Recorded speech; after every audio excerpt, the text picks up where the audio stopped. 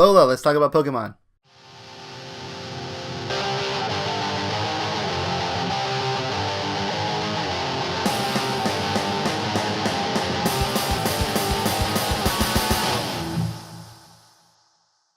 Hey everyone, CrashLove 37 here with another Crash Talk. Pokémon Sun and Moon just came out and it's pretty good. They changed up a lot of things that might have been getting stale for some people. Regular gym battles are no longer a thing. HMs are gone finally.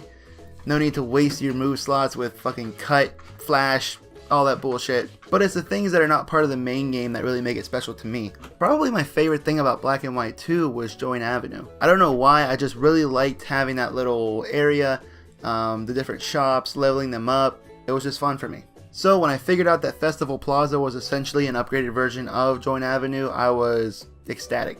Not only that, but there is also a little Pokemon Snap style minigame in the game. So for all the people that have been complaining that we did not get a new Pokemon Snap, just play Sun and Moon. There's also another thing where you can you have an island. It has beans on it. You upgrade the beans. I'm not sure exactly what that is for right now. Just because I recently got that feature, I'm only at a level 2 island or something. But it seems like it's going to be pretty cool too.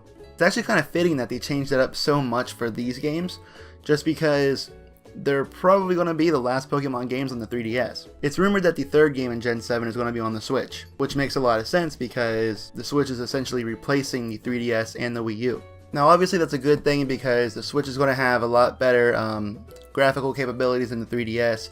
I think the 3DS runs in 240p while the Switch is going to be in 1080p. So it's going to look a lot better. There's going to be a lot more opportunity for bigger games on the Switch, but that is not all. I know I'm not the only one that has been wanting a main series game on a home console. The fact is that Game Freak has said that they really would never want to put a main series title on a home console because it's really based on portability, playing it when you're on the go, with friends. That is really what the Pokemon games were based on. But now that the home console is the portable console, it's inevitable.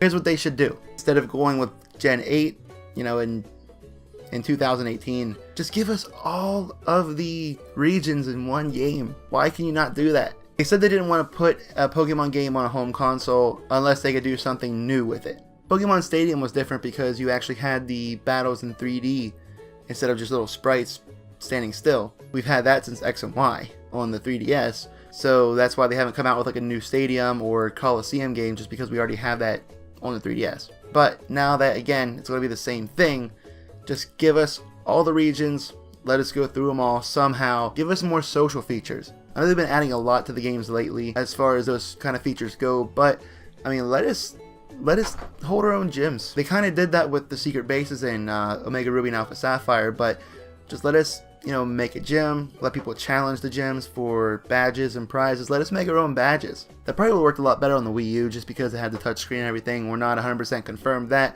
the Switch will have a touchscreen, but I mean, just let us design our own badges, let us make our own gyms with our own themes. I think that would be just really fun, really incredible, something new.